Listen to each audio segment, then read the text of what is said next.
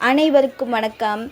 இன்னைக்கு நம்ம ஆடி அமாவாசை எப்போது வருகிறது, அன்று நாம் செய்ய வேண்டியவை மற்றும் தவிர்க்க வேண்டியவை என்ன என்பதை இந்த பதிவில் பார்க்கலாம். ஆடி அமாவாசை அன்று பித்ருலோகத்திலிருந்து நம் முன்னோர்களின் ஆத்மாக்கள் பூமிக்கு வந்து நம்மை பார்க்க வருவதாக ஐதீகம். வருடத்தில் எந்த வழிபாட்டை தவறவிட்டாலும் முன்னோர் வழிபாட்டை மட்டும் ஒருபோதும் தவிர்க்கக்கூடாது. இந்த நாளில் தர்ப்பணம் மற்றும் பித்ரு பூஜைகள் செய்வது நாம் அவர்களுக்கு செய்யும் ஒரு நன்றி கடனாகும். இதன் மூலம் பித்ரு தோஷம் மற்றும் பித்ரு சாபங்களிலிருந்து விடுபட முடியும். முன்னோர்களின் ஆசி கிடைத்தால் குடும்பத்தில் இருக்கும் தீராத துன்பங்கள் நீங்கி தடைப்பட்ட சுபகாரியங்கள் அனைத்தும் இனிதே நடைபெறும். மற்ற அமாவாசைகளை விட ஆடி அமாவாசை ஏன் சிறப்பு என்றால், இந்த ஒரு நாளில் தர்ப்பணம் கொடுத்தால் அது 6 மாதங்கள் தர்ப்பணம் கொடுத்த பலனை தரும். மற்ற மாதங்களில் திதி கொடுக்க தவறியவர்கள் இந்த நாளில் கொடுப்பது மிக உகந்தது.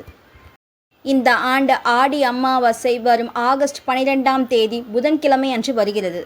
ஆடி அமாவாசை அன்று நாம் செய்ய வேண்டிய வழிபாட்டு முறைகள் பற்றி பார்க்கலாம்.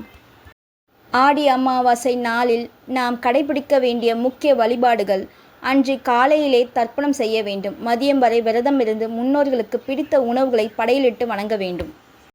நாம் சாப்பிடுவதற்கு முன்னால் காகத்திற்கு உணவிட வேண்டும். காகம் யமனின் தூதுவனாகவும் முன்னோர்களின் வடிவமாகவும் கருதப்படுகிறது. காகம் உணவை எடுத்த பின்னரே நாம் இலையில் அமர்ந்து சாப்பிட வேண்டும். முன்னோரை நினைத்து அன்று குறைந்தது 2 பேருக்காவது உணவு வழங்குவது மிகப்பெரிய புண்ணியத்தை தரும். ஆடி அமாவாசை அன்று மாலை 6 மணிக்கு மேல் வீட்டின் நிலைவாசலில் அல்லது பூஜை அறையில் அவசியம் விளக்கேற்றி முன்னோர்களை வணங்க வேண்டும்.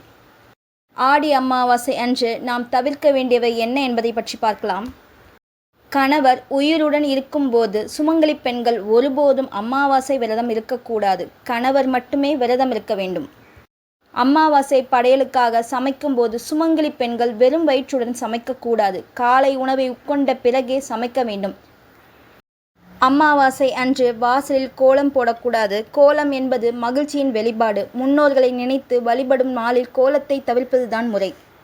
அமாவாசை அன்று அசைவ உணவுகளை தவிர்க்க வேண்டும். யாரிடமும் கோபமாக பேசவோ சண்டையிடவோ கூடாது. நம் முன்னோர்கள் சக்தி நிறைந்தவர்கள். அவர்களின் ஆசீர்வாதம் இருந்தால் செல்வமும் புண்ணியமும் தேடி வரும்.